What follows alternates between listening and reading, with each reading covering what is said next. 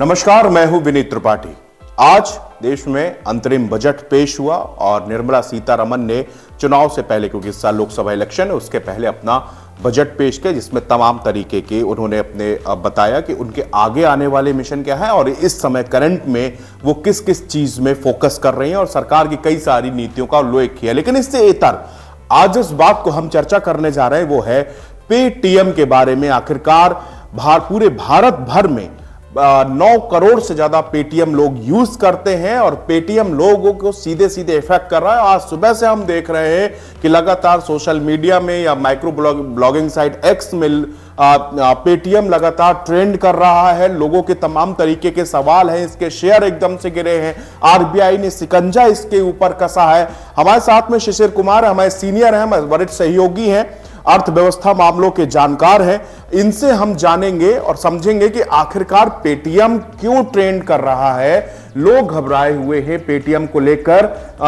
शिशिर जी, क्योंकि एक बहुत नॉर्मल ऐप है जो कि हर मोबाइल पे आजकल पाया जा रहा है, लेन देन के लिए सब लोग यूज कर रहे हैं, लेकिन पेटीएम बैंक से जो जुड़ा हुआ ये मामला है वो क्या है, थोड़ा हमारे इसको जो है विस्तार से आप समझाइए। जी, सबसे पहले हमें समझना होगा पेटीएम ऐप अलग है, पेटीएम पेमेंट बैंक अलग है। आरबीआई की जो कल आरबीआई की तरफ से जो भी निर्देश आए या उन्होंने जो शिकंजा कसा है वो पेटीएम पेमेंट बैंक पर है। जी, ये दोनों अलग अलग एंटिटी है। आप दोनों को अलग अलग करके, चूंकि बैंक से मोबाइल का ऐप या वॉलेट जुड़ा हुआ होता है तो लोग एक समझ लेते हैं, जबकि सच्चाई में ऐसा नहीं है। पेमेंट बैंक अलग है पेटीएम का और पेटीएम का मोबाइल वॉलेट अलग है। जी, अब आते हैं आरबीआई के निर्देश पर। आरबीआई ने निर्देश दिया है, वो निर्देश जो लागू हो रहा है वो पेटीएम पेमेंट बैंक पर। जी, पेटीएम पेमेंट बैंक के सारे चीज 29 फरवरी 2024 के बाद नहीं चलेंगे। लोगों में अफरा तफरी मच गई, लोगों को लगा कि पेटीएम ऐप ही नहीं चलेगा, मोबाइल वॉलेट नहीं चलेगा। लोगों को लगा कि जो उनके वॉलेट में पैसे हैं वो चले जाएंगे, या बैंक में जो वो पेटीएम बैंक में अगर किसी ने जमा कर रखे हैं वो लैप्स हो जाएंगे। ये सारे ऊहापोह की स्थिति में कस्टमर है। इसी बीच आज सुबह शेयर बाजार खुला और सुबह शेयर बाजार खुलते ही पेटीएम पेमेंट बैंक का शेयर लोअर सर्किट में चला गया और 20% डाउन हो गया, 601 रुपए के आसपास आ गया। उसके बाद उसका कारोबार बंद है। कंपनी सक्रिय हुई, उसके बाद कंपनी ने एक ट्वीट किया, हमने भी खबर बनाई, जी, सबों ने खबर बनाई कि इससे क्या असर होगा, क्या चीज चलेगा, क्या चीज नहीं चलेगा। तो मैं आपको सुनाता हूं पेटीएम पेमेंट बैंक का ट्वीट, मतलब एक्स पर उन्होंने क्या कहा। उन्होंने कहा कि our merchant payment services are not impacted. Our offline payment network offering like Paytm QR, Paytm Soundbox, Paytm Card Machine will continue as usual. That means कि आप यदि किसी से मोबाइल वॉलेट पे पेमेंट कर रहे हैं तो ये चलेगा। आप पेटीएम का यदि साउंड बॉक्स या पेटीएम कार्ड मशीन से स्वाइप करके पैसे दे रहे हैं वो चलेगा। किसी को पेमेंट कर रहे हैं चलेगा। फास्टैग भी फिलहाल चलेगा, बाद में नहीं चलेगा, क्योंकि उसके बाद उसमें वो चार्ज नहीं हो पाएगा, क्योंकि वो जो पेटीएम पेमेंट बैंक से इशूड है वो नहीं चलेगा, वो नहीं चलेगा। तो यहां ध्यान देने वाली बात है कि जो पेटीएम पेमेंट बैंक से लिंक्ड है जी वो नहीं होगा, बाकी सब चीज चलेंगे। तो इससे यही जो चीज जो सुबह से ट्रेंड हो रही है, तो लोगों को लग रहा है कि जो उनका जो मर्चेंट अकाउंट है, बेसिकली मर्चेंट अकाउंट वो होते हैं जो बिजनेसमैन या जिनके अपनी अपनी शॉप्स है या बड़े बड़े दुकानें हैं, वो सारे मर्चेंट अकाउंट से चलते हैं। तो क्या जो व्यापारियों को लेकर भी तमाम सवाल है, वो लोग मर्चेंट को लेकर, तो क्या उसमें कोई दिक्कत नहीं किसी तरह की? इनके एक्स अकाउंट में साफ लिखा है, our merchant payment services are not impacted.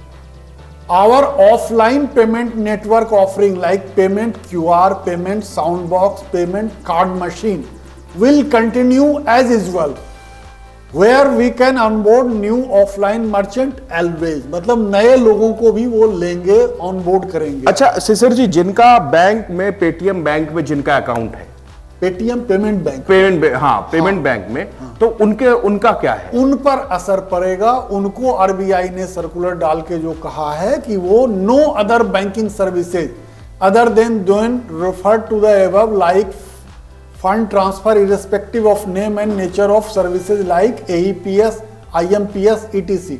BBPOU and UPI facilities should be provided by the bank after February 29, 2024. That means कि यदि आप UPI पेमेंट करते हैं तो आप UTI बैंक से हैं तो आपका मोबाइल नंबर @UPI होगा या एक्सिस बैंक होगा या UTI बैंक होगा या HDFC बैंक होगा। यदि वो आपका पेटीएम पेमेंट बैंक से बना है आपका, तो वो नहीं चलेगा। किसी दूसरे बैंक से बना है तो चलेगा। उसी तरह यदि आपने इसमें पैसे डाल लिए हैं तो आपके पैसे सुरक्षित हैं। वॉलेट पर तो कुछ हुआ ही नहीं है, वॉलेट से तो आप उसी तरह सर इसको जरा सा, ये पेमेंट बैंक है क्या, ये कैसे काम करता है? देखिए, पेमेंट बैंक जो है आरबीआई की गाइडलाइन से चलता है। आरबीआई ने मोटा मोटी जानिएगा, यूं तो बैंकों की कई तरह की लाइसेंस की है। रीजनल रूरल बैंक है, normal commercial, schedule commercial bank जिसको कहते हैं वो है, ग्रामीण बैंक जिसको कहते हैं वो रीजनल रूरल बैंक है, एक सहकारी बैंक भी है। सहकारी बैंक पहले आरबीआई के पास नहीं था, वो दूसरी मिनिस्ट्री उसको वो देखती थी। सरकारी बैंक में, सहकारी बैंक में बहुत सारा घपला घोटाले की खबर आई तो अब वो भी आ गया इनके पास। तो शेड्यूल कॉमर्शियल बैंक में बैंक ने 3 कैटेगरी बनाई। एक तो हो गया नॉर्मल बैंक, वो ग्राहकों से पूरी तरह से वो अकाउंट खोलेंगे, लोन देंगे, लोन लेंगे, पैसे जमा करेंगे। दूसरा हो गया small finance bank. Small finance bank पे कुछ लिमिटेशंस है, वो लोन भी देंगे, बचत भी लेंगे, लेकिन उस पर लिमिटेशंस है। और तीसरा पेमेंट, इसको कहते हैं पेमेंट बैंक। तो पेमेंट बैंक जो है पेटीएम का पेमेंट बैंक है। उसी तरह एयरटेल को भी मिला है पेमेंट बैंक का लाइसेंस, और भी कई कंपनियों को मिला है। तो ये लोग ग्राहकों से जमा तो ले सकते हैं लेकिन लोन नहीं दे सकते, और भी कई रिस्ट्रिक्शन है कि ये नहीं कर सकते। रिजर्व बैंक का कहना है कि हमने उनको जो कहा था उसके अलावा वो और भी काम करने लगा था।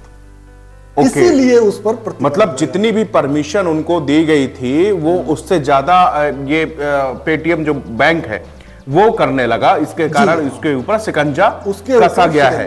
लेकिन अगर आम ग्राहकों पर इसका क्या असर पड़ने वाला है? आम ग्राहकों पर तो असर पड़ेगा जो उस पेटीएम पेमेंट बैंक के ग्राहक हैं।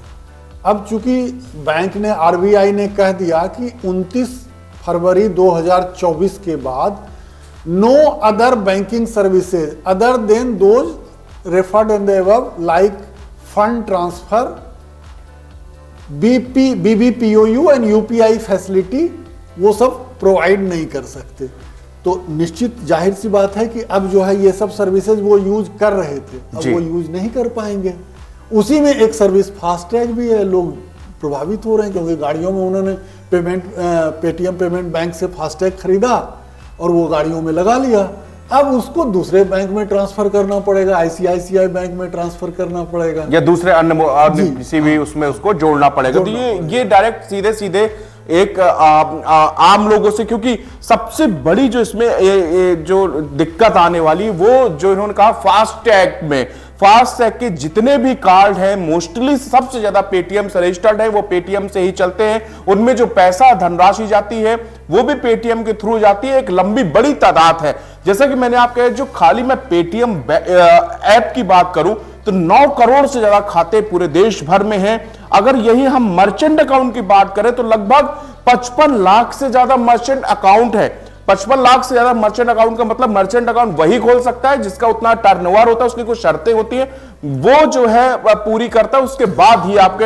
अब पेटीएम जो बैंक है ये तीसरी चीज है। हालांकि ये एक ऐप के अंदर ही सारी सुविधाएं आपको मिलती हैं। जब आप पेटीएम ऐप डाउनलोड करते हैं तो नीचे वहां पर बैंकिंग की सुविधा, ओपन अकाउंट करके आता है, आप वहां पर अपना खाता खोलते हो, अपनी बैंकिंग को शुरू करते हैं। और उसी बैंकिंग में यहां पर आरबीआई की गाइडलाइंस जो है वो जब यहां पर आरबीआई ने चेक करने के दौरान ये पाया कि इसकी हमारी गाइडलाइंस का सही से पालन पेटीएम बैंक नहीं कर रहा। उसके बाद में ये फैसला लिया गया है कि 29 फरवरी के बाद से इनकी जितनी भी ये पेटीएम बैंक है इसमें पूरी तरह से रोक लगा दी जाएगी। अब सवाल एक और यहां से बन के आता है, क्योंकि इससे डायरेक्ट लोग अफेक्टेड है, हर आम आदमी अफेक्टेड होगा, जो भी उसका धारी होगा, जो भी उसका ग्राहक होगा, कस्टमर होगा।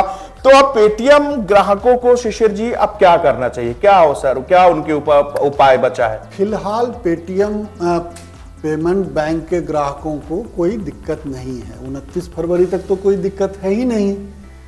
अब मान लिया जाए कि उस समय तक आरबीआई इनसे संतुष्ट नहीं हुई, तो ग्राहक कहीं भी शिफ्ट हो जाते। कोई जरूरी है कि आपने स्टेट बैंक में खाता खोला तो उसी में सब दिन सर्विस लेंगे, उसी में सब दिन।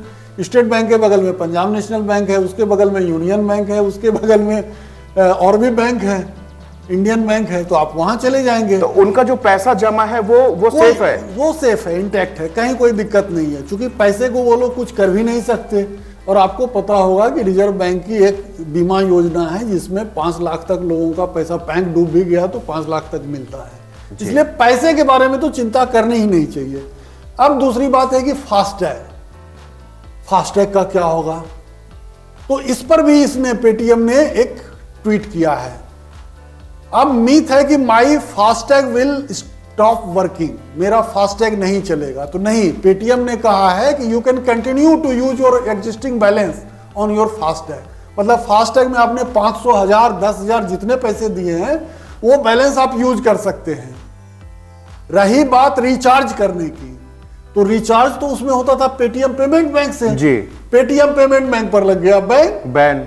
अब पेटीएम कहता है कि we have started our journey of working with other banks. दूसरे बैंक पर तो नहीं लगा है, आपके पास ये उपकरण है जिसमें अभी तक पैसे जा रहे थे पेटीएम पेमेंट बैंक से।